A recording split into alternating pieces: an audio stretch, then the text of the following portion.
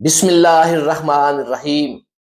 ला शरीके ओ रब जिसने साडे वर्गियां नूं अपना महबूब बख्शिया रहन वास्ते पाकिस्तान ते अमल करने वास्ते फुरकान हमीद।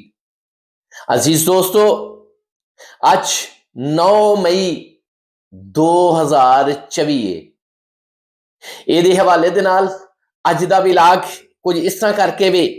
ਬੂਟ ਪਾਲਿਸ਼ ਨੂੰ ਚਾਪਲੋਸ ਬੂਟ ਪਾਲਿਸ਼ ਨੂੰ ਚਾਪਲੋਸ ਸਿਆਸਤ ਸਮਝੀ ਬੈਠੇ ਨੇ, ਡਾਢੇ ਜਿਵੇਂ ਪਾਕਿਸਤਾਨ ਵਿਰਾਸਤ ਸਮਝੀ ਬੈਠੇ ਨੇ। ਜ਼ੁਲਮ ਸਾਈਂ ਦਾ ਖੁਸਰਿਆਂ ਕੋਲੋਂ ਜੁੱਤੀਆਂ ਖਾਵਣ ਵਾਲੇ ਵੀ, ਜ਼ੁਲਮ ਸਾਈਂ ਦਾ ਖੁਸਰਿਆਂ ਕੋਲੋਂ ਵੀ ਜੁੱਤੀਆਂ ਖਾਵਣ ਵਾਲੇ ਆਪਣੇ ਆਪ ਨੂੰ ਯਾ ਸ਼ਰੀਫ ਰਿਆਸਤ ਸਮਝੀ ਬੈਠੇ ਨੇ।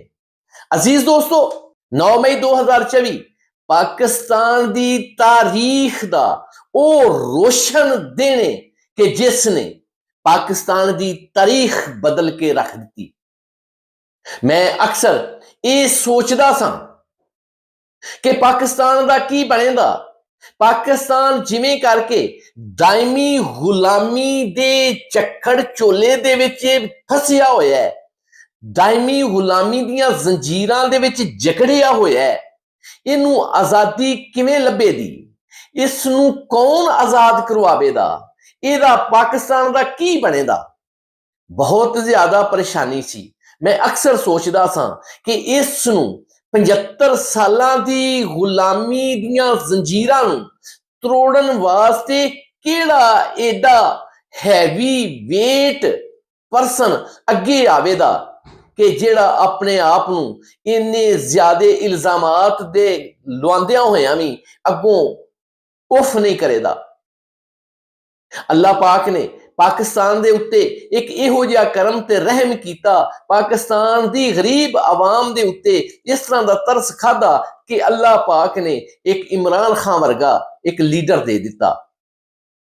ਇੱਕ ਇਹੋ ਜਿਹਾ ਲੀਡਰ, ਨਾ ਅੱਕਣ ਵਾਲਾ, ਨਾ ਥੱਕਣ ਵਾਲਾ, ਨਾ ਝੁਕਣ ਵਾਲਾ, ਲਾ ਇਲਾਹਾ ਇल्लल्लाह ਦੋ ਟੋਕ ਕਹਿਣ ਵਾਲਾ ਤੇ ਮੁਹੰਮਦੁਰ ਰਸੂਲੁल्लाह ਸੱਲੱਲਾਹੁ ਅਲੈਹਿ ਵਸੱਲਮ ਦੇ ਡੰਕੇ ਵਜਾਉਣ ਵਾਲਾ। ਇਹੋ ਜਿਹਾ ਲੀਡਰ ਸਦੀਆਂ ਬਾਅਦ ਪੈਦਾ ਹੁੰਦਾ ਹੈ। ਇਹੋ ਹੀ ਉਹ ਲੀਡਰ ਹੈ ਜਿਹਦੇ ਵਾਸਤੇ इल्लामा इकबाल साहब ਦਾ ਇਹ ਸ਼ੇਰ ਹੈ कि नरगिस अपनी बेनूरी पे हजारों साल रोती है, बड़ी मुश्किल से होता है चमन में दीदा वर पैदा। ਇਹੋ ਜਿਹੇ ਲੀਡਰ ਰੋਜ਼ ਪੈਦਾ ਨਹੀਂ ਹੁੰਦੇ।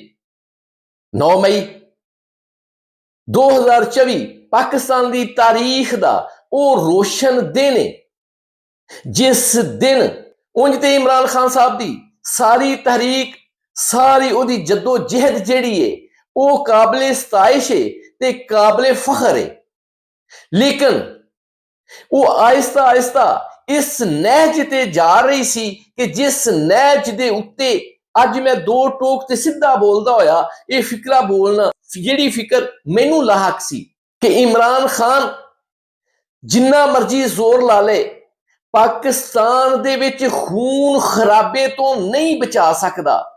ਜਿਸ ਤਰ੍ਹਾਂ ਕਰਕੇ ਸਾਮਰਾਜੀ ਤਾਕਤਾਂ ਨੇ ਪਾਕਿਸਤਾਨ ਨੂੰ ਆਪਣੇ ਨਰਗੇ ਦੇ ਵਿੱਚ ਲਿਆ ਹੋਇਆ ਹੈ, ਇਸ ਨਰਗੇ ਦੇ ਵਿੱਚੋਂ ਜਾਨ ਛਡਾਉਣ ਦੇ ਉੱਤੇ ਕਮ ਅਜ਼ ਕਮ 5-7 ਹਜ਼ਾਰ ਬੰਦੇ ਦਾ ਮੈਂ ਰੋਡਾਂ ਦੇ ਉੱਤੇ ਖੂਨ ਵੇਖ ਰਿਹਾ ਸਾਂ। ਮੇਰੇ ਮੂੰਹ ਦੇ ਵਿੱਚ ਖਾਕ, ਇੱਕ ਬੰਦਾ ਦੀ ਜਾਨ ਵੀ ਏਡੀ ਕੀਮਤੀ ਹੈ ਕਿ ਜਿੰਨਾ ਕੋ ਝੂਠ ਮਾਰੀਏ ਤੇ 5-7 ਕਮ ਅਜ਼ ਕਮ 5-7 ਹਜ਼ਾਰ ਬੰਦੇ ਦਾ ਖੂਨ ਜਿਹੜਾ ਵੇ ਰੋਡਾਂ ਦੇ ਉੱਤੇ ਵੇਖ ਰਿਹਾ ਸਾਂ ਇਸ ਇਨਕਲਾਬ ਵਾਸਤੇ।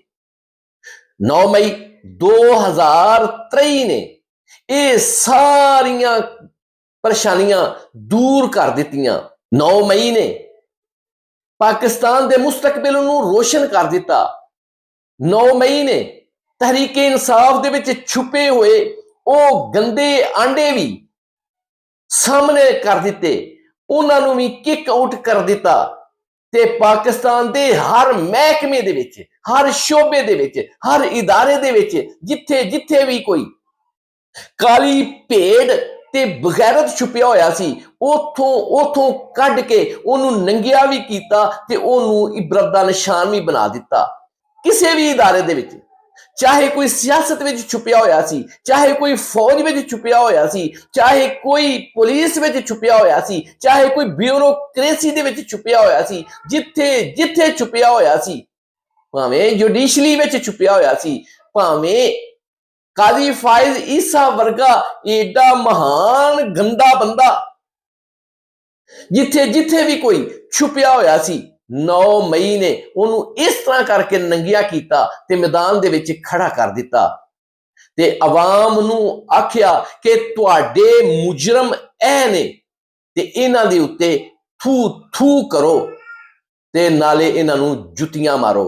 ਹਾਂ, ਯਾਦ ਰੱਖੋ, ਇਨਕਲਾਬ, ਚੇਂਜ, ਗੁਲਾਮੀ,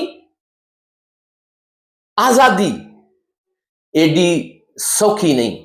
हाँ, याद रखो, आजादी कोई प्लेट च धर के नहीं देंदा। इस आजादी नू लैण वास्ते हजे भी बड़ी जद्दोजहद करनी पैनी है। ते याद रखो, तुहाडे कोल, साडे कोल खान इमरान जैसा लीडर, खान इमरान जैसी सोच, खान इमरान जैसी हिम्मत मौजूद है। ते याद रखो कि वह वेला दूर नहीं कि जो पाकिस्तान दे विच ला इलाहा इल्लल्लाह मुहम्मदुर रसूलुल्लाह दा बोल बाला होवेगा। इस्लामी जमहूरिया पाकिस्तान हकीकत दे विच इस्लामी जमहूरिया पाकिस्तान बन के पूरी दुनिया दे विच एक रोड मॉडल दी हैसियत दे नाल सामने आवेगा ते सानू कामयाबियां ते कामरानियां ते तरक्की तो कोई नहीं रोक सकदा इंशाअल्लाह ताला। मेरे अजीज दोस्तों, अज 9 मई है, इसनू सैलीब्रेट भी करो। अज 9 मई है, ये 9 मई पाकिस्तान का वो रोशन दिन है कि जिस दिन ने सानू एक सीधे पासे ते सीधी डायरेक्शन दे विच पा के कामयाबी दी सड़क दे उत्ते चढ़ के ते सानू कामयाबी दे नेड़े कर दिता है। ते हिम्मत नहीं हारना इंशाअल्लाह ताला। वो वेला दूर नहीं कि जदों हर पासे हक दा बोल बाला होवेगा। जुल्म दी रात जिन्नी मर्जी लम्मी होवे, आखिर सवेरा हुंदा है ते आखिर सवेरा होना है। शुक्रिया। मेरा ब्लॉग जे पसंद आया है ते इसनू सबसक्राइब भी कर दिओ ते बैल आइकन नू भी दब दिओ। खुदाफिज।